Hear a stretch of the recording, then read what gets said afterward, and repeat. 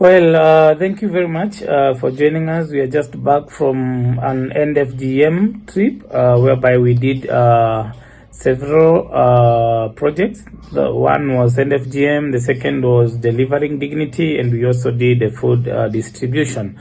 One of the amazing things is that we got a number, almost 350 people who attended the FGM. This was a bigger number than we expected. And it was a key point to note that some of the elders, and this is the first time we got it, some of the elders were not happy with what we are doing. And they were saying, like, we are getting much into Maasai culture, we are doing the wrong thing to the community. But others also agreed that whatever we are doing is so helpful. We expected in the first day, they all said that there is no end of GM. But when we taught them and we showed them the video of girls around maybe 2 years, another girls of 5 years and 15 years that are going FGM, one man shouted out and said, these women who are doing the cutting, who are doing the FGM, should actually be shot and killed. How could they do such a harmful thing? At the end of the day, the men also said that they never knew that this is what happens to their girls. They hear their girls are going for the cut, but they never understood how painful the cut is. And they were all against it. I was happy that at the end of the day, 2 women were furiously speaking against the FGM and telling women that you are seated here calmly and you know what you are going to do to your girls. You know what you have been exposing your girls into. And they were all very angry about the FGM. Apparently, the 2 women who are speaking against FGM, for them, they have not taken their girls to get the cut. And their girls are also married by another Maasai man, and they are doing well as a family. So for me, it was a very successful training whereby we got the people say no to FGM, and we are happy that something happened. It was difficult for the young girls to receive legal advices or legal framework which is not set in that community. And when a girl gets pregnant, there's nothing she can do, but she just gets to be married off to whatever age the man will be. She doesn't have the right to choose. She doesn't have any representation from the government or from the community.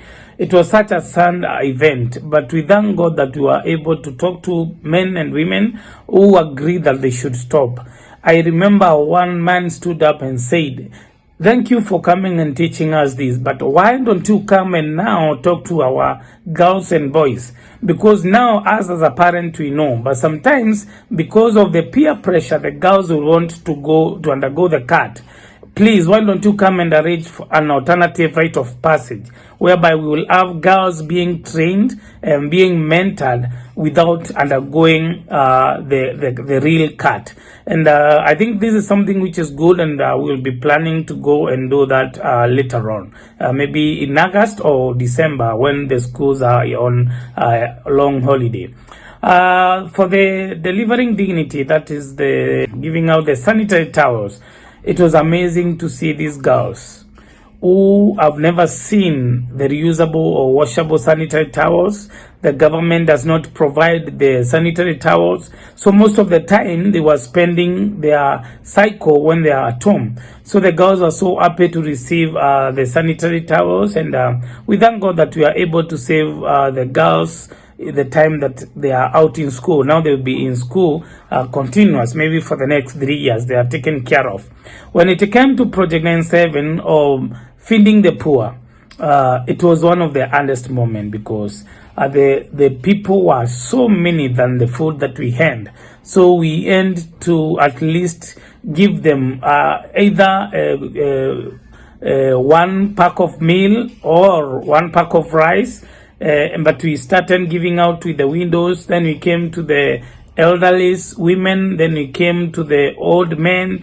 And then we could give out to everyone else. But we thank God that everybody managed to get something. We thank you for the support that you do for the NFGM, for the Delivering Dignity, for the Other Room project. and any other project that we are doing, we have seen changes. We have seen tremendous changes in the community. We have seen girls being saved from early marriages, girls being saved from FGM, girls being saved from teenage pregnancies.